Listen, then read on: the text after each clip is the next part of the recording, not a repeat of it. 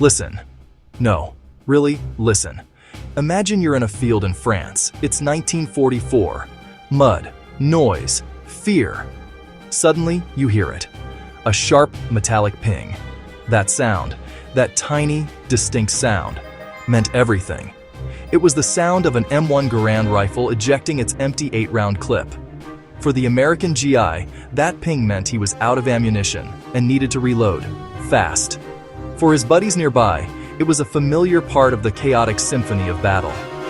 For the enemy, hearing that sound might have seemed like an opportunity, a brief window to attack. That single sound is the hook for one of the greatest stories in military history. General George S. Patton called it the greatest battle implement ever devised. Every revolutionary piece of technology has a creator, and for the M1 Garand, that creator was a man named John C. Garand. Now, he wasn't some larger-than-life cigar-chomping general. He was Canadian-born, self-taught engineering genius who worked as a civilian for the United States government at the Springfield Armory in Massachusetts. He was quiet, methodical, and absolutely obsessed with creating the perfect semi-automatic rifle. For years, the United States military had been searching for a weapon that could replace their aging Springfield M1903 bolt-action rifles, and Garand dedicated his life to solving that puzzle. He started this monumental task back in 1921, and it would take him over a decade of relentless tinkering, testing, and refining to get it right. His goal was simple in concept, but incredibly difficult in execution. Create a rifle that would use the energy from a fired bullet to automatically prepare the next one. This process is called semi-automatic fire. Instead of a soldier having to manually cycle a bolt between each shot, the rifle would do the heavy lifting itself. This would dramatically increase a soldier's rate of fire, allowing them to keep their eyes on the target and deliver more rounds downrange more quickly. Garand experimented with numerous designs, facing setbacks and competing against other inventors. His persistence was legendary. He wasn't just building a machine. He was crafting an extension of the soldier's will, a tool that had to be reliable in the worst conditions imaginable. After countless prototypes and grueling trials, Garand's design, officially designated the United States Rifle, caliber 30-06, M1, was formally adopted by the United States Army on January 9, 1936. This was a massive moment. For the first time, a major military power was adopting a semi-automatic rifle as its standard infantry weapon. It was a bold, forward-thinking move that put the United States Army light years ahead of its future adversaries, who were still equipping their troops with bolt-action rifles, like the German Kar 98K and the Japanese Arisaka. John Garand, the quiet inventor, had just handed his country a decisive technological advantage, though few could have predicted just how crucial it would become in the global conflict that was looming on the horizon. Garand's dedication was so complete that he never took a penny in royalties for his invention. He transferred his patent to the United States government in 1934, believing his work was a service to his adopted country. He saw it as his duty, not a path to personal wealth. He was awarded medals and commendations for his work, but his true reward was seeing his creation perform in the hands of American soldiers.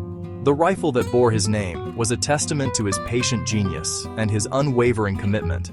It was a masterpiece of mechanical engineering, born from the mind of a man who simply wanted to build a better tool for the common soldier. And that's exactly what he did. So, how did this miracle of engineering actually work? Let's break it down. The genius of the M1 Garand is in its powerful simplicity. The rifle is a gas-operated weapon. When a soldier pulled the trigger, the bullet traveled down the barrel. Rapidly expanding gases from the burning gunpowder propelled it. Near the muzzle, a small port siphoned off a tiny bit of that gas. That gas was channeled into a cylinder under the barrel. It slammed into a long rod, the operating rod. This is the key action. The gas forced the operating rod backward with incredible speed.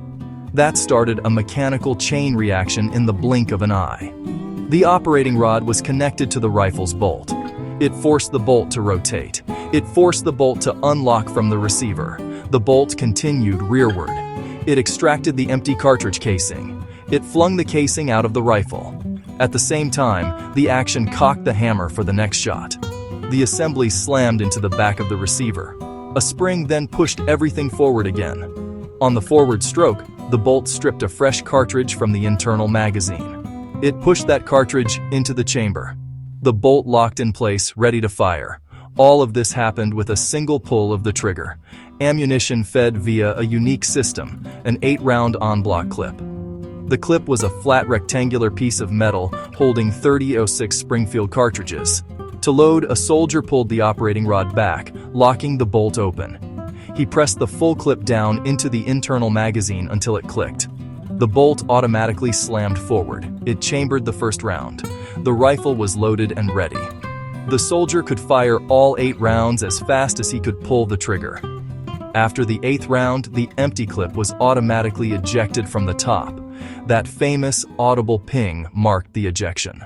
The adoption of the M1 Garand in 1936 was one thing, but getting it into the hands of millions of soldiers was another challenge entirely. Production started slowly at the Springfield Armory, the government's primary arsenal. In the late 1930s, the urgency to manufacture these rifles ramped up dramatically. After Pearl Harbor on December 7, 1941, demand for M1 Garands exploded. The Springfield Armory went into overdrive. Winchester Repeating Arms Company was brought in to help. Together, they would produce over 4 million rifles by war's end. The first American troops to carry the M1 Garand into major combat were in the Philippines in 1941 and 1942. The rifle proved its worth in the brutal jungle fighting on the Bataan Peninsula. Reports praised its reliability and firepower. During Operation Torch in late 1942, the Garand began making its mark in North Africa. GIs armed with the semi-automatic Garand found a distinct advantage over German and Italian soldiers armed mostly with bolt-action rifles. Rapid, accurate fire proved decisive in small unit actions, dusty desert skirmishes, intense urban combat. The transition wasn't without its hiccups.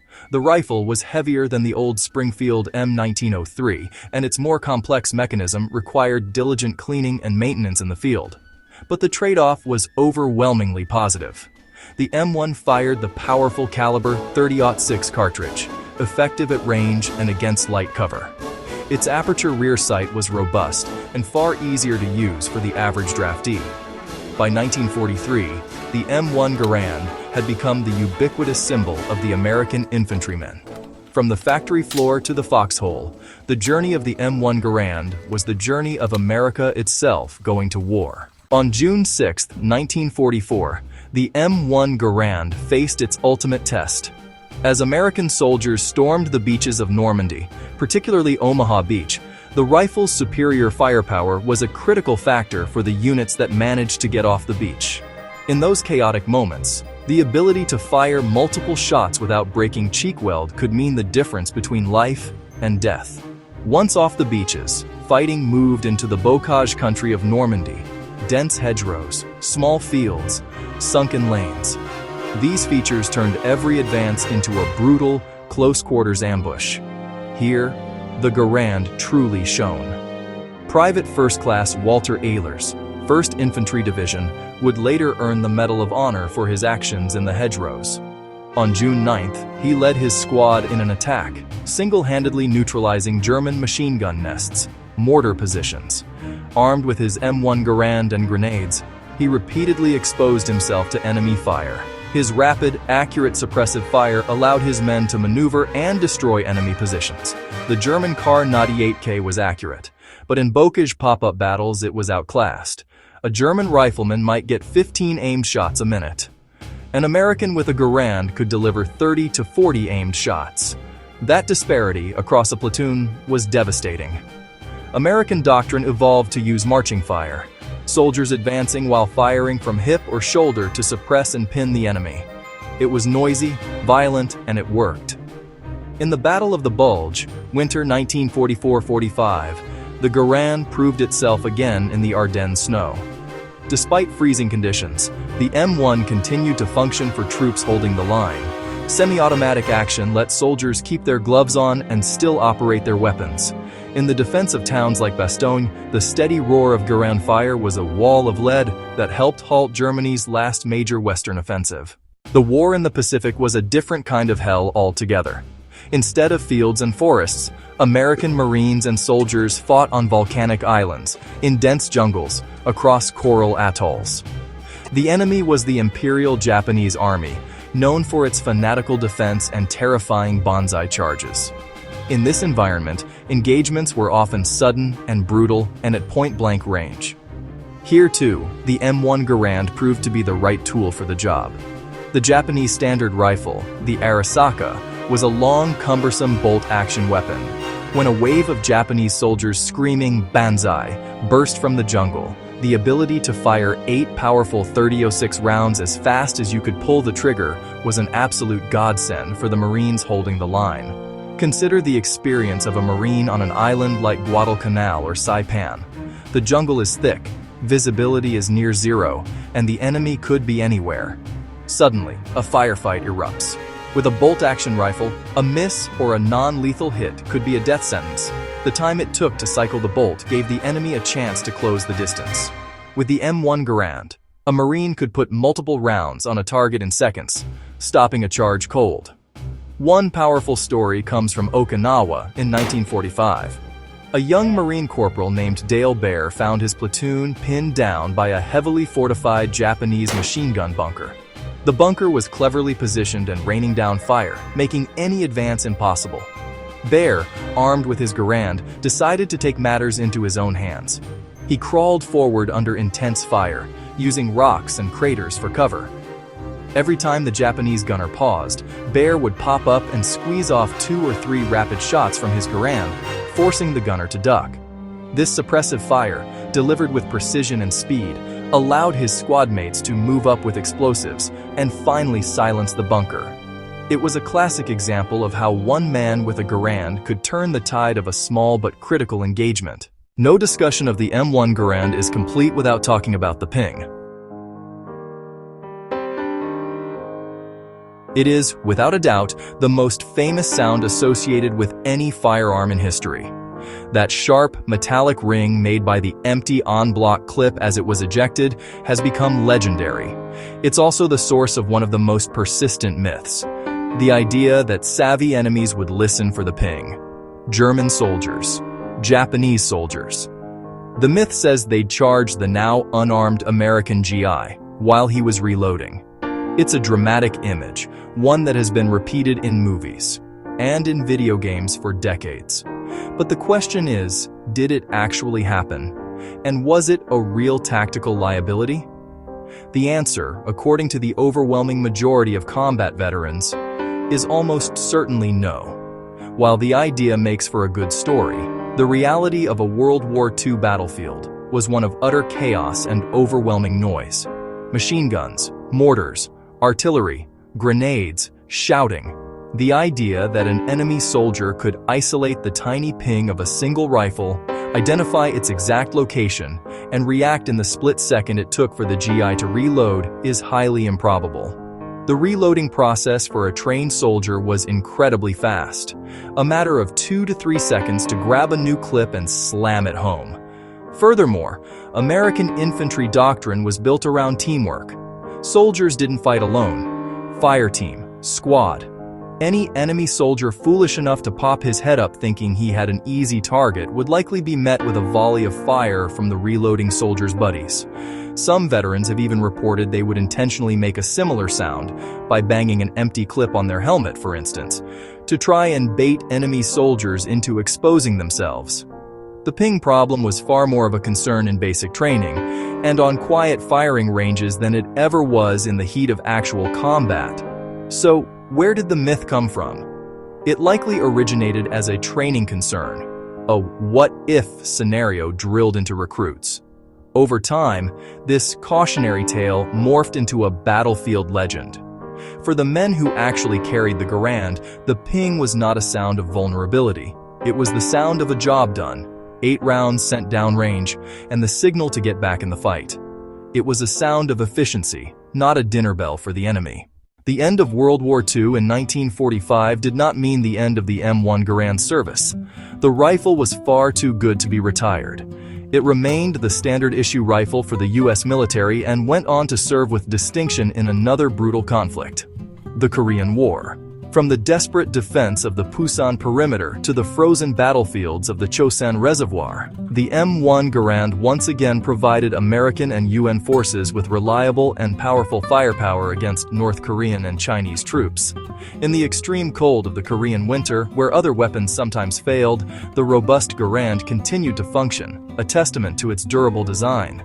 Even after it was officially replaced by the M14 rifle in 1959, a weapon that was essentially a modified Garand with a detachable 20-round magazine, the M1 story was far from over. The United States provided millions of surplus Garands to its allies around the world as part of military aid programs. For decades, the M1 served as the primary rifle for the armed forces of South Korea, Greece, Italy, Denmark, and many others. It even saw limited use by South Vietnamese forces in the early days of the Vietnam War.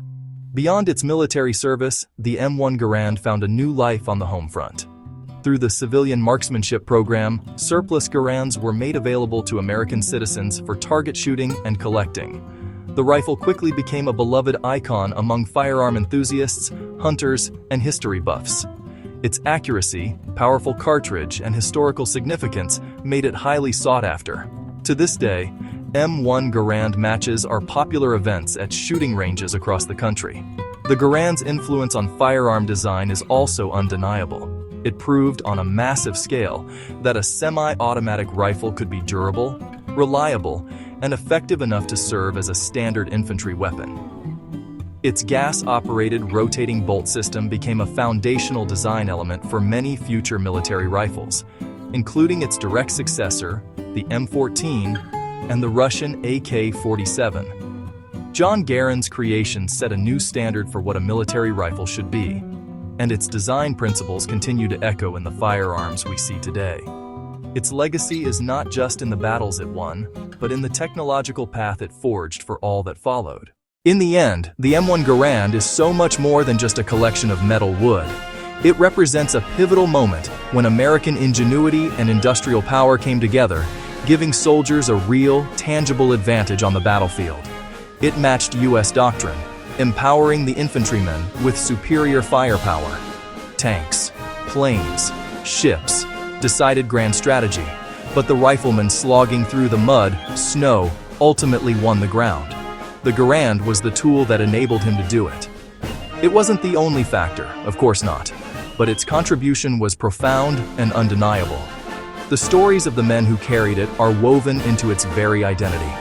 From the Medal of Honor recipients to the countless ordinary GIs who simply trusted it to get them home, the rifle became a part of them.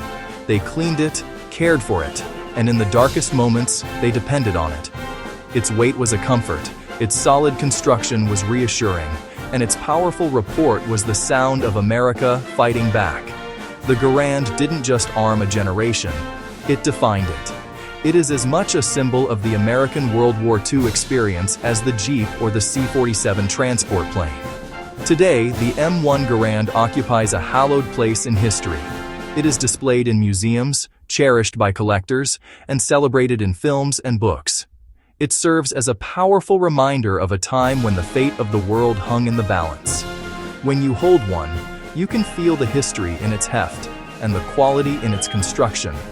You can almost hear the echoes of the past, the shouted commands, the roar of battle, and, of course, that unmistakable ping. It's a sound that has become a piece of auditory history, a simple noise that instantly transports us back to the battlefields of Europe and the Pacific. That one sound, that sharp metallic ping, truly did change war. It was the sound of technological superiority. It was the sound of reloading, of getting ready to send 8 more rounds of defiance toward the enemy. It marked the end of the bolt-action era and the beginning of the age of the semi-automatic battle rifle.